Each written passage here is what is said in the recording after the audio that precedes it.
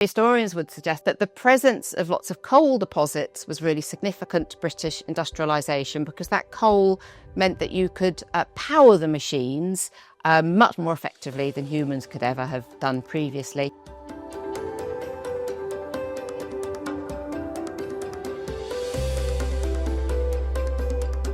Certainly in terms of British history, the Industrial Revolution is one of those really big topics that historians have thought about for many, many years. In fact, even by the late 19th century, historians were starting to ask the question, what caused the Industrial Revolution? Why did it happen in Britain? So there's a lot to unpack here, and I think that's a really good place for us to start and for us to think about in this particular class.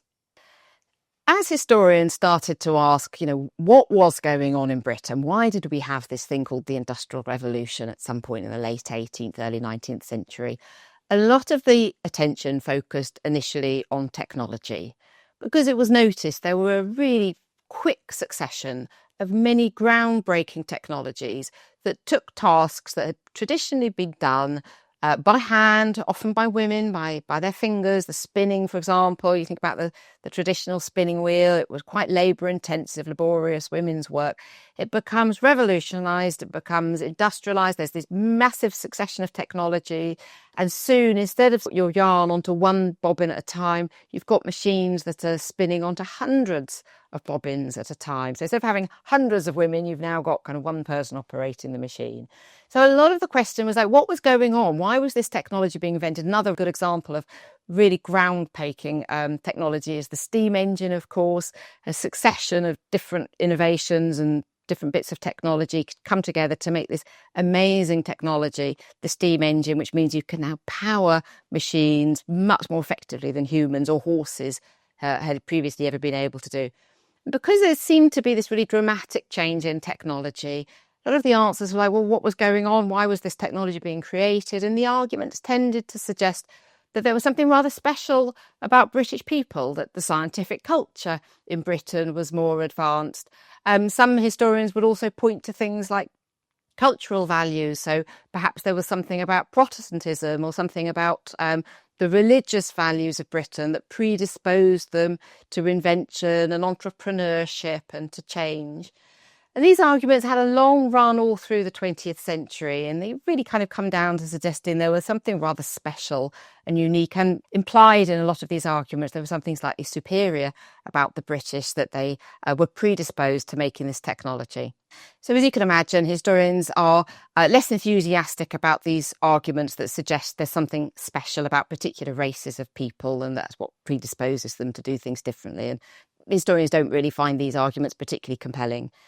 I think it certainly is the case that this technology was invented and that it's really significant. But also, as I was suggesting last week, Industrial Revolution is about much more than just new technologies. You're also working with new materials, and you're getting those materials from different parts of the globe.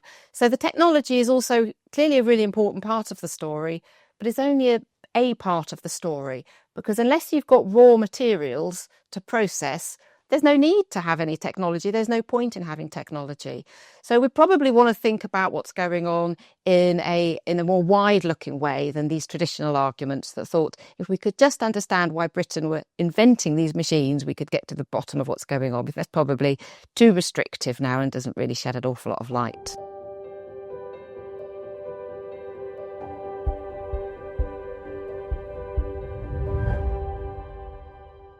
As arguments about technology started to fall out of favour, historians started to ask questions about, well, what was it then? What was going on? What does explain why Britain industrialised if it's not because of some technological superiority? And a lot of the interest focused upon coal and on natural resources.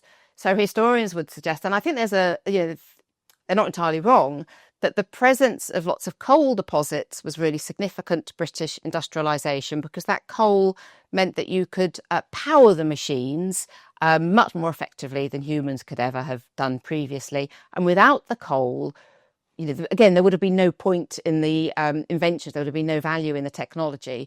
Those big spinning machines, those big spinning factories, for example, could never have been powered by humans or by horses. So it was only because we had this locally available coal that we could industrialise.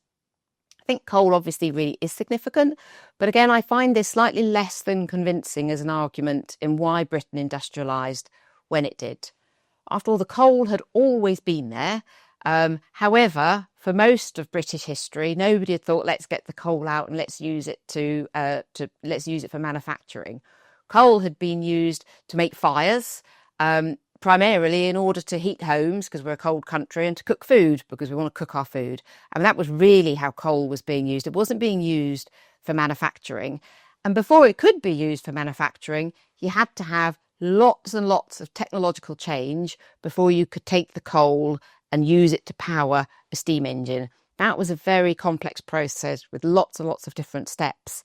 And the sheer existence of the coal is not really enough to explain why it happened in Britain where it did. And then, of course, in addition to that, other parts of the world have lots of coal as well. We have coal in India, lots of good coal deposits in China as well. But these countries in the 18th century weren't particularly focused on getting the coal out of the ground and using it to power new machines and new factories. So I think there's something else that's going on. Coal is definitely useful, but I think you could have industrial revolutions without coal. And again, it's rather mistaking the experience of Britain and trying to turn it into a universal story. What you need when you industrialise is you're going to need more power, but you can get that power in lots and lots of different ways. In Britain, we happened to get it from coal because coal is what we had, and we started first. There's been a lot of attention on what happened in Britain, but it didn't have to be coal. And in fact, even over on parts of Europe, many parts of Europe don't have a lot of coal. Switzerland is one of the early industrialisers in Europe. Switzerland doesn't have any coal deposits, but it does have these massive rivers. So what happens in Switzerland is they develop the technology of electricity, of kind of hydroelectricity, water-powered electricity, and they use that to drive forward their industrial revolution instead. So I think is a problem of mistaking what happened in Britain for something that's universal, when in fact what you need, again, it's useful to kind of step back and think about the kind of the bigger causes and the bigger explanation. The big thing that you need is some form of power, but it doesn't need to come in the form of coal. It just so happens that in Britain, that's how it did emerge.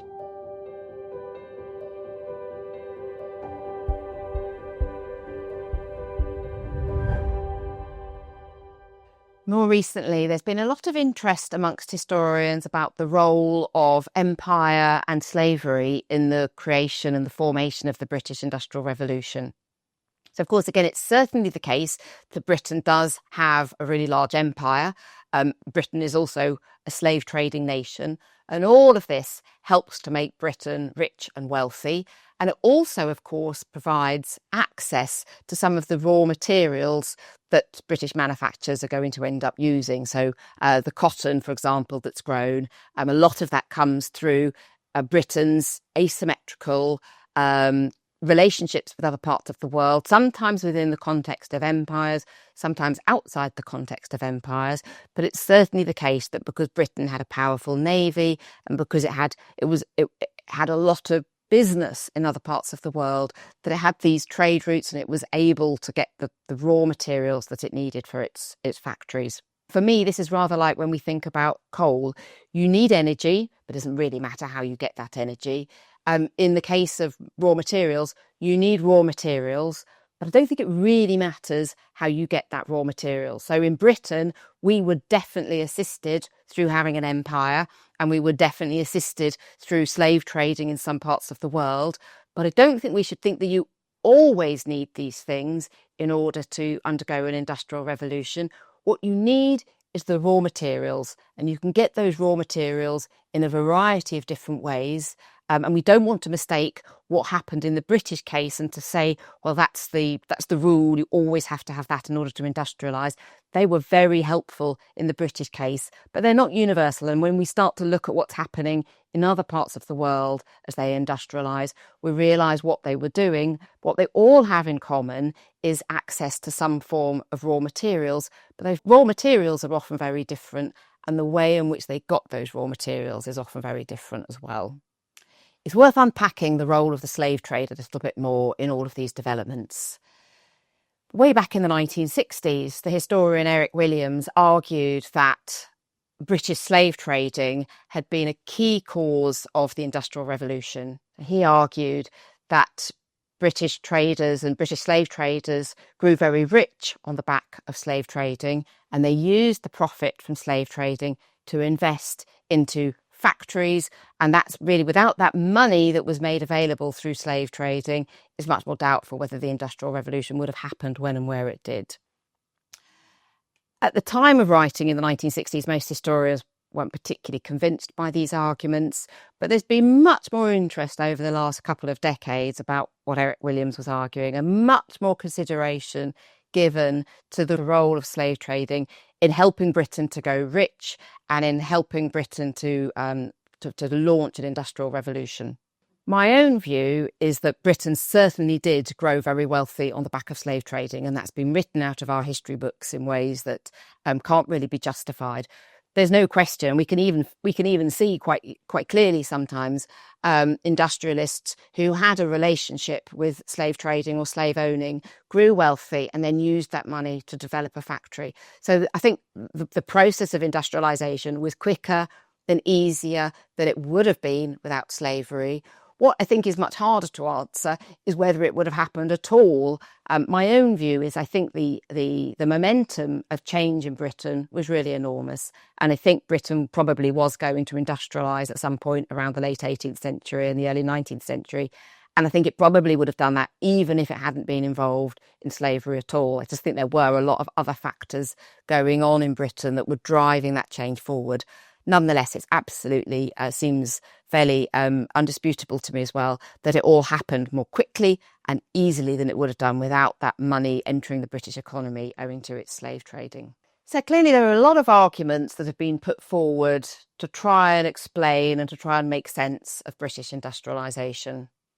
I don't think any of them really work on their own. And it may be a little bit of a cop-out, but I think it's probably because the process of industrialisation really was very deep-reaching and it really was very complex. And what we tend to find is all of these explanations take us a little way in helping to understand why Britain industrialised. What I find when I look at Britain in the 18th century, before the kind of the classic Industrial Revolution period and before that myriad of inventions that start in the later 18th century, is that Britain actually was already a very, very market-oriented and commercialised society. Agriculture was commercialised. Most people are working for wages. They're not really peasants working their little plot of land. It's already a very commercial and monetised economy in which people are looking to innovate and to change. And the Industrial Revolution is really a growing of all of these changes that are already there. These are already very developed and advanced traditional economies. And that also helps to explain why other parts of the world industrialise as and when they do. It moves very quickly to other parts of Europe, which are slightly different from Britain, but at the same time are actually quite sophisticated commercial economies as well. And also helps us to make sense of why industrialisation doesn't spread to some parts of the world at the moment, at this particular time in the 19th century, because really they were much more traditional economies where peasant manufacture and cottage manufacture and household manufacture is much more the norm, and where there's much less money flowing around the society, and which is just basically much less commercialised at this time.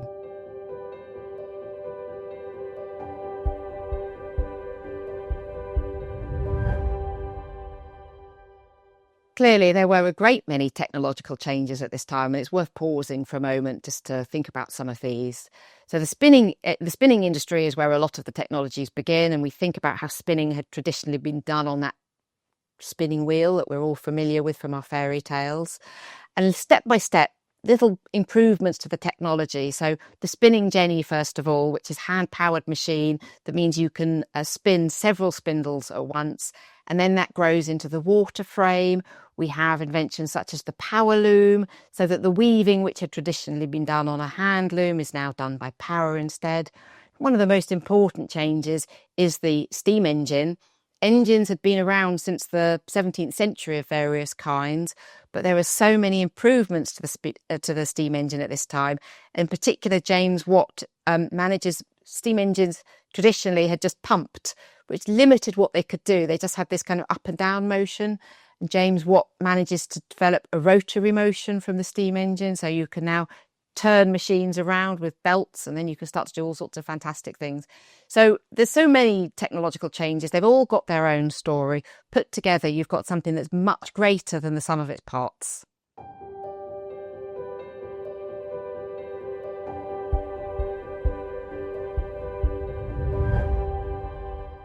So I've been suggesting that the Industrial Revolution clearly is a very kind of wide-reaching and complex change, and it really defies simple explanation and simple arguments about what's going on. And in some ways, this is just the beginning, because in addition to this great change around manufacturing, we also have this huge social shift. It starts to change ordinary people's lives in really significant ways, and that's what we're going to think about next time.